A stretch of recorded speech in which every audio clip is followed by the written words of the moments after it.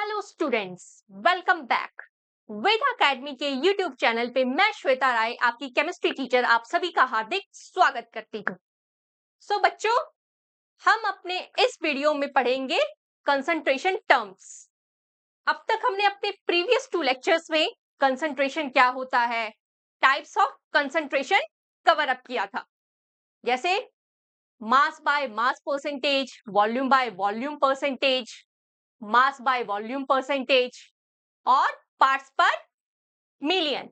ये सब हमने अपने लास्ट 2 प्रीवियस लेक्चर्स में कवर अप किया था। जो बच्चे अब इस वीडियो को देख रहे हैं, मेरी उनसे एक बार रिक्वेस्ट है कि एक बार वो प्रीवियस 2 लेक्चर्स को जरूर देखें, ताकि वहां से उन्हें कंसंट्रेशन, टाइप्स ऑफ कंसंट्रेशन समझ आ सके। तो चलते हैं अपने नेक्स्ट कंसंट्रेशन टर्म्स पे, जो कि है mole fraction. Mole fraction basically बच्चों होता क्या है, ये सब आपने क्लास 11th में भी पढ़ा होगा। वहां भी बच्चों को थोड़ी बहुत दिक्कतें आती हैं, लेकिन अब हम जानेंगे, अब हम फिर से जानते हैं कि मोल फ्रैक्शन होता क्या है। Basically mole fraction is a number of constituent in a mixture upon में total number of constituents in a mixture. आपको ऐसी डेफिनेशन, वर्बली डेफिनेशन से चीजें समझ नहीं आएंगी जब तक कि हम उसे करके नहीं देखेंगे। क्या है? A solution containing A as a solute and B as a solvent. यही क्या है हमारे कॉन्स्टिट्यूएंट्स इन अ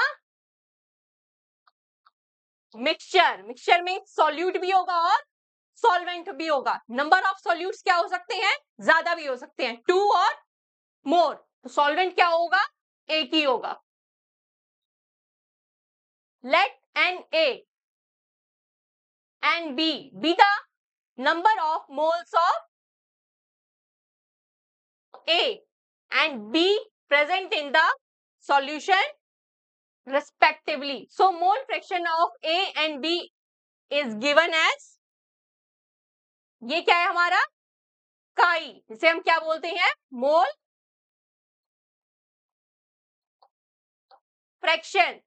ये क्या हो गया? हमें मोल फ्रैक्शन ऑफ A निकालना है, तो उसे हम कैसे निकालेंगे? Number of moles of A upon में total number of moles of solution. उसमें कितने हैं? A और B। यही क्या है? Number of constituents, total number of constituents in a mixture. कितने हैं? A B. इससे ज्यादा भी हो सकते हैं।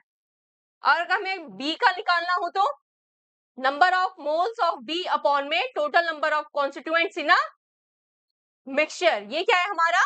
मोल फ्रैक्शन। इसे हम करके बता दें कि नंबर ऑफ मोल्स और मोल फ्रैक्शन हम निकालते कैसे हैं। बच्चों, सबसे पहले हमें नंबर ऑफ मोल्स निकालने आने चाहिए। नंबर ऑफ मोल्स हम फाइंड कैसे करेंगे? नंबर ऑफ मोल्स कैसे निकालेंगे हम? गिवन मास अपॉन में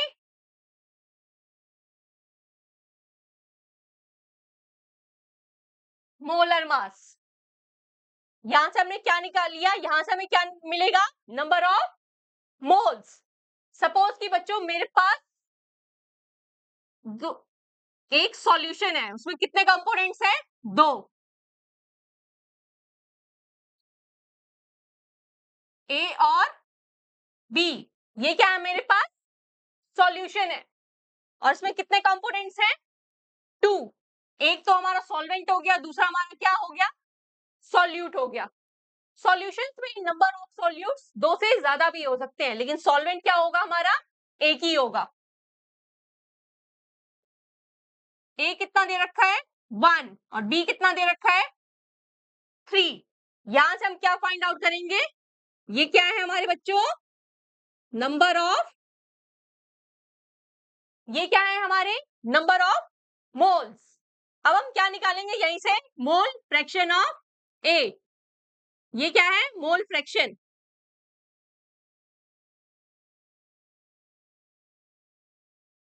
किसका? ए कंपोनेंट का। अब हम कैसे निकालेंगे, ध्यान से देखिए, इसे हम कैसे लिखेंगे? N A means number of moles कितना आएगा? ए अपॉन में total number of components in a mixture कितना हो गया? N A plus n B. N A कितना है? 1। एन बी कितना है? 3। कितना आ जाएगा? 1 अपॉन में 4।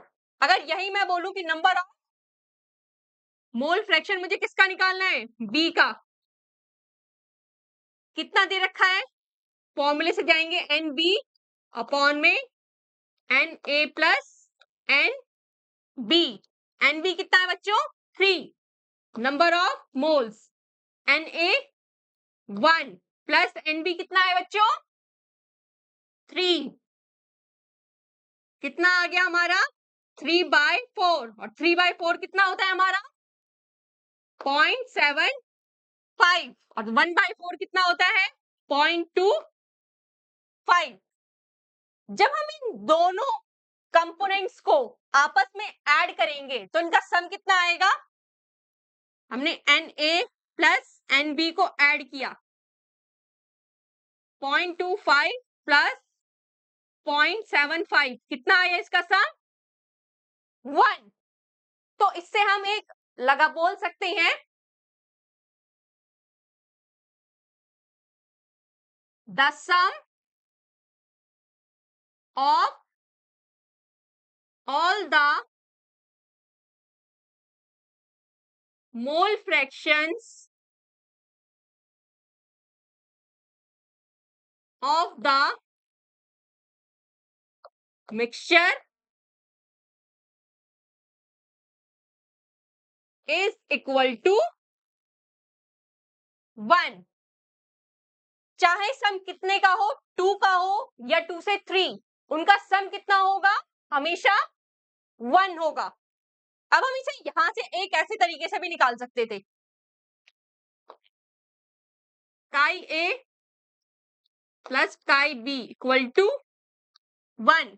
हमारा काई ए कितना था? 0.25।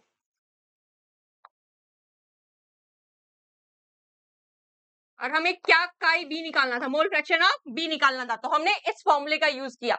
हम ये भी तो फॉर्मूला यूज कर सकते हैं, 1 माइनस 0.25 कितना आया? 0.75। यहां से भी सेम आंसर आया और यहां से भी सेम आया। हम दोनों मेथड्स यूज कर सकते हैं। सो बच्चों, आपको यहां तक समझ में आया कि मोल फ्रैक्शन होता क्या है? तो हम एक क्वेश्चन सॉल्व करते हैं जिससे कि हमारे सारे डाउट्स सॉल्व दूर हो जाएंगे। सो चलते हैं हम अपने क्वेश्चन पे। हमारा क्वेश्चन क्या है? Calculate the mole fraction of ethylene glycol in a solution containing 20% of ethylene glycol by mass. अब यहां पे किसका यूज हो रहा है बच्चों? हमने अपने प्रीवियस फर्स्ट लेक्चर में किया था। किसका है ये साइन? मास परसेंटेज का, 20%। इथाइलिन ग्लाइकोल का फॉर्मूला क्या होता है? CH2OH CH2।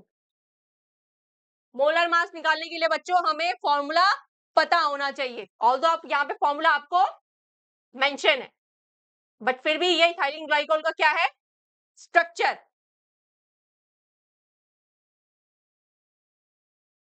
अब हमें क्या गिवन है? हमें सॉल्यूशन को क्या एज्यूम करना है? पूरा 100 ग्राम ऑफ सॉल्यूशन। ये हमने अपने मास बाय मास परसेंटेज में पढ़ा था, याद आया कुछ? मास ऑफ इथाइलिन ग्लाइकोल कितना दे रखा है? 20। और मास ऑफ वाटर कितना गिवन है बच्चों? 80 ग्राम। हम क्या निकालेंगे? Molar mass. मोल्स निकालने के लिए अभी मैंने आपको फॉर्मूला बताया था कि मोल्स निकालने के लिए हमें मोलर मास पता होना चाहिए। जिन बच्चों को नहीं पता वो एक बार देख लें कि हम मोलर मास निकालते कैसे हैं। ये है इथाइलिन ग्लाइकॉल। कार्बन का मास कितना होता है? 12 और कार्बन कितना दे रखा है? 2। तो उससे हमने किसका इंटू किया? 12 को हमने 2 से इंटू कर दिया क्योंकि कितने कार्बन है? 2 प्लस H का मास कितना होता है? 1 और कितने हाइड्रोजन है? 6। यहाँ पे ऑक्सीजन का मास कितना होता है बच्चों? 16 और कितने ऑक्सीजन दे रखे हैं? 2। तो 2 से हमने इंटू कर दिया। जब हमने इनको ऐड किया तो हमारे पास कितना मोलर मास आया? 62। ओके, अब हमने क्या निकाला? यहां से हमने मोल्स निकाल लिया।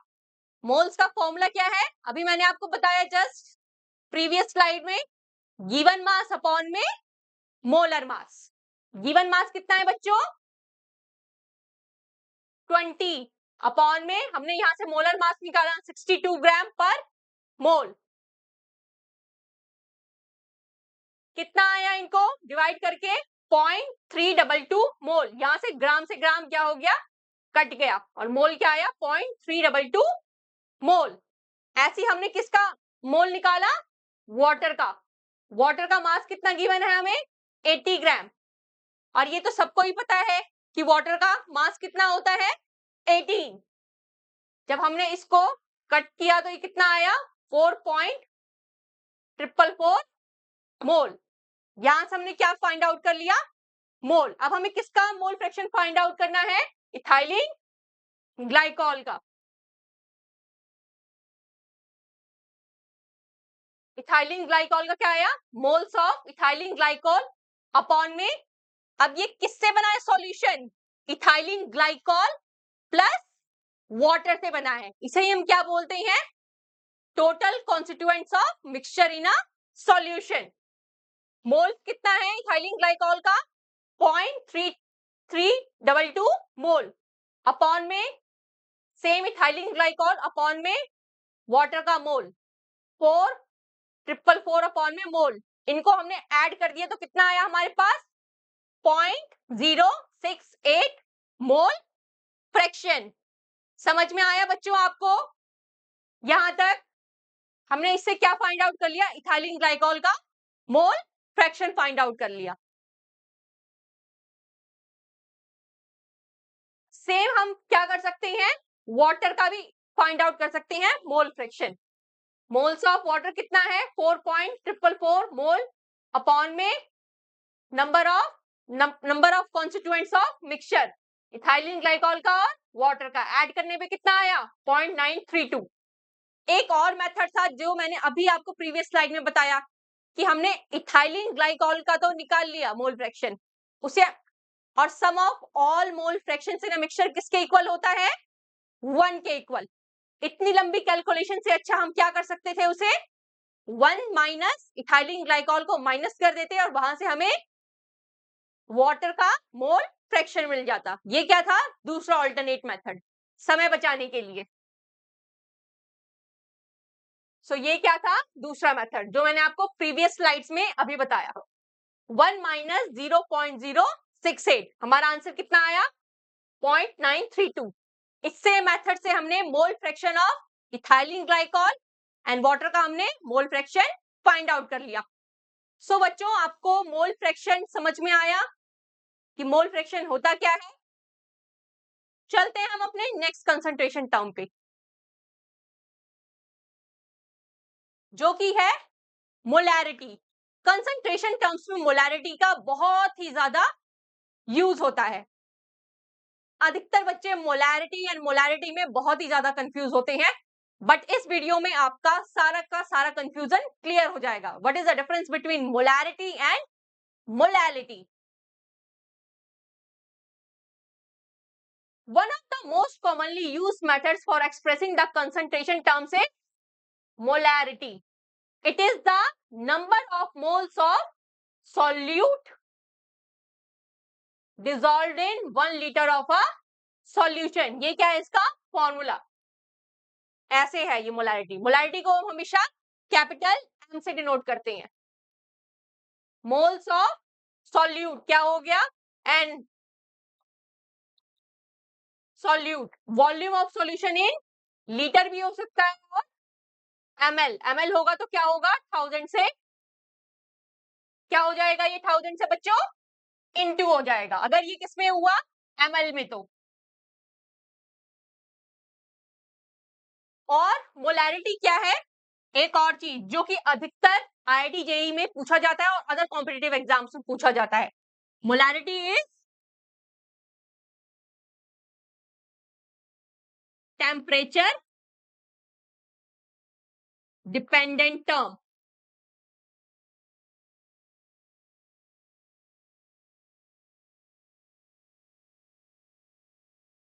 बिकॉज वॉल्यूम जब जब चेंज होता है, बिकॉज टेम्परेचर जब जब चेंज होगा उसका इफेक्ट किस पे पड़ेगा, वॉल्यूम पे।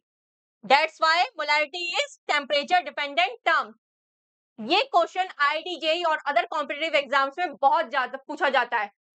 Describe the concentration term which is temperature dependent and the answer is molarity.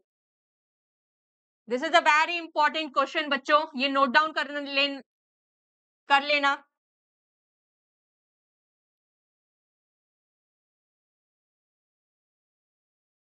तो चलते हैं हम अपने क्वेश्चन पे।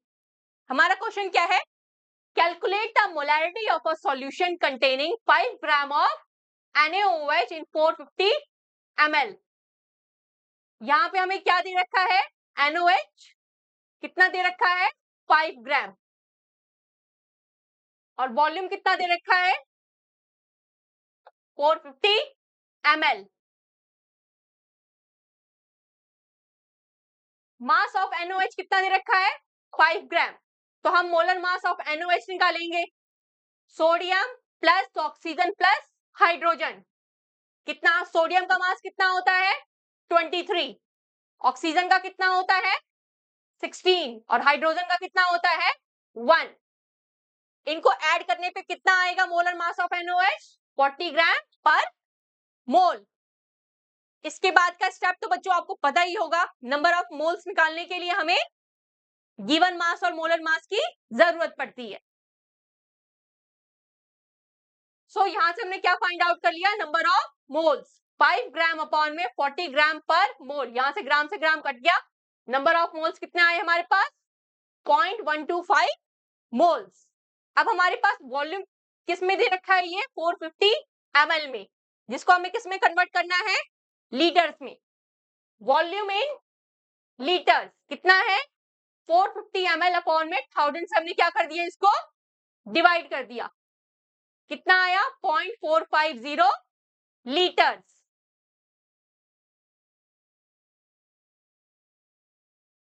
अब हम क्या फाइंड आउट करेंगे, अपना molarity.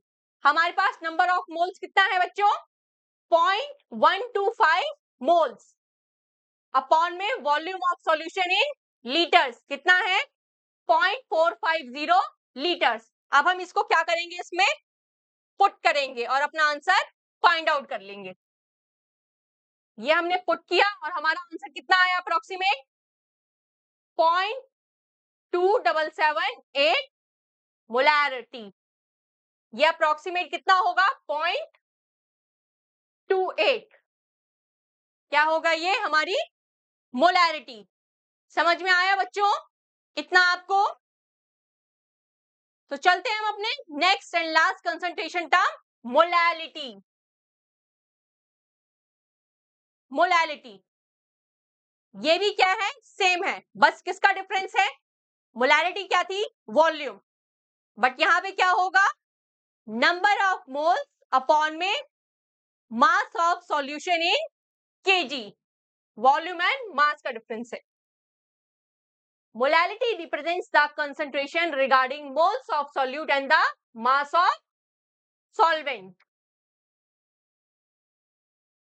It is given by moles of solute dissolve पर केजी। बच्चों हमें इसमें एसआई यूनिट्स का बहुत ज्यादा ध्यान रखना है, okay. The molality formula is given by, molality को हम स्मॉल m से डिनोट करते हैं, मोल्स ऑफ सॉल्यूट अपॉन में mass of solvent in KG. वहां पे किस में था वो, लीटर्स में था, और यहाँ पे भी किस में हो सकता है ये बच्चों, ग्राम में। अगर ये ग्राम में होगा तो हम इसे 1000 से इनटू करेंगे। सो समझ में आया। और ये क्या है बच्चों, मोलैलिटी हमारी टेम्परेचर इंडिपेंडेंट टर्म है।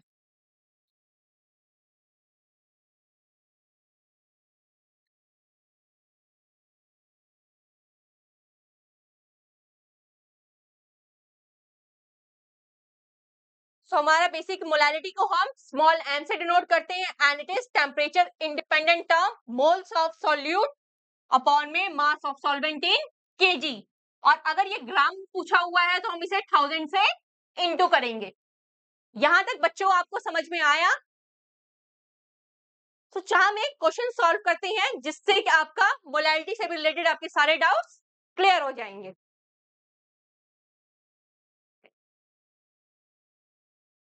क्वेश्चन क्या है, calculate molality of 2.5 gram of ethanoic acid. Ethanoic acid का फॉर्मूला क्या होता है, CH3 डबल बॉन्ड OH, इसको हम क्या बोलते हैं, एसिटिक एसिड भी, इन 75 ग्राम ऑफ बेंजीन। हमारा इथेनोइक एसिड किसमें है, ये तो क्या हो गया हमारा सॉल्यूट, और ये हमारा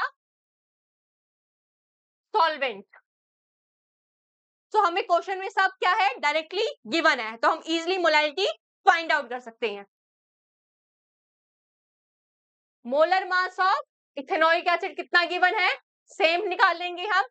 कार्बन कितना है यहाँ पे 2, उसको हम कार्बन का मास कितना होता है 12, तो 12 को हम 2 से इंटू कर देंगे, प्लस हाइड्रोजन का मास कितना होता है बच्चों 1, और हाइड्रोजन कितना गिवन है 4, तो 1 इन क्रॉस 4, प्लस ऑक्सीजन का मास कितना होता है बच्चों 16, और कितना ऑक्सीजन दे रखा है यहाँ पे 2, तो 2 से क्या कर देंगे इनटू, टोटल हमारा कितना आएगा 60 ग्राम पर मोल। अब मोल्स ऑफ इथेनोइक एसिड निकाल लेंगे हम, कितना आएगा, हमें कितना गिवन है मास 2.5 ग्राम, और मोलर मास कितना है हमने अभी यहाँ पे फाइंड आउट किया 60 ग्राम। कितना आया बच्चों मोल्स हमारे पास 0.0417 मोल्स। यहाँ पे हमने मोल भी फाइंड आउट कर लिया।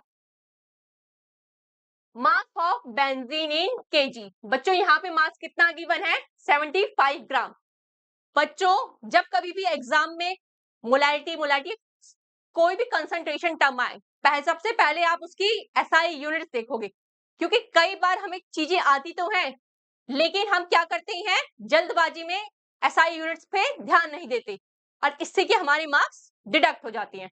तो जब भी न्यूमेरिकल क्वेश्चन आए सबसे पहले आपको क्वेश्चन केयरफुली रीड करना है, और साथ ही उसकी एसआई यूनिट्स पे बहुत अच्छे से ध्यान देना है। यहाँ पे बेंजीन किसमें गिवन है हमारे ग्राम में, और हमें कन्वर्ट किस में करना है उसको केजी में। सो 1 ग्राम में 10⁻³ केजी होगा। 1 केजी में कितना होता है 1000 ग्राम, और 1 ग्राम में जब हमने इसका रिवर्स कर दिया तो कितना हो जाएगा 1/1000 केजी। सो हमने यहाँ पे क्या कर दिया उसको 75/1000 से क्या कर दिया डिवाइड कर दिया, जिससे कि हमारी यूनिट केजी में कन्वर्ट होगी। 75 इंटू 10⁻³ केजी हमने ग्राम से किस में कन्वर्ट कर लिया केजी में। यहां तक समझ में आया बच्चों आपको। नेक्स्ट है मोलैलिटी।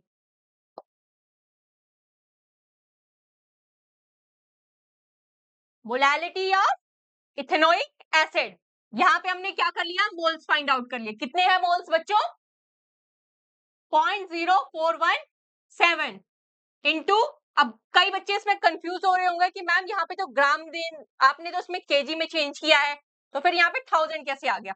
बच्चों आपको कंफ्यूज होने की जरूरत नहीं है, ये जस्ट क्या है जो 75 इंटू 10⁻³ kg लिखा है, ये क्या चला गया ऊपर। जब ये ऊपर जाएगा तो क्या हो जाएगा +3 kg इनवर्स। ये क्या है इनवर्स का साइन।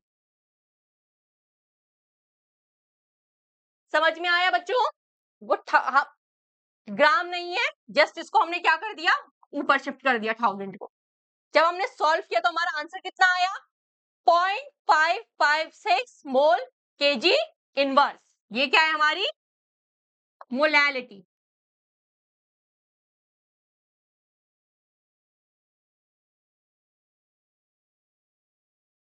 सो हमने इस वीडियो में अब तक की अपनी सारी कंसंट्रेशन टर्म्स कवर अप की है। Mass by mass percentage, volume by volume percentage, mass by volume percentage, parts पर मिलियन, मोल फ्रैक्शन, मोलैरिटी और मोलैलिटी। सो बच्चों, अगर आपको कंसंट्रेशन टर्म्स में इस वीडियो में या फिर प्रीवियस वीडियोस में अगर आपको किसी भी टॉपिक में कुछ भी डाउट है तो नीचे कमेंट सेक्शन में जाकर अपने डाउट्स लिखिए। I will reply as soon as possible.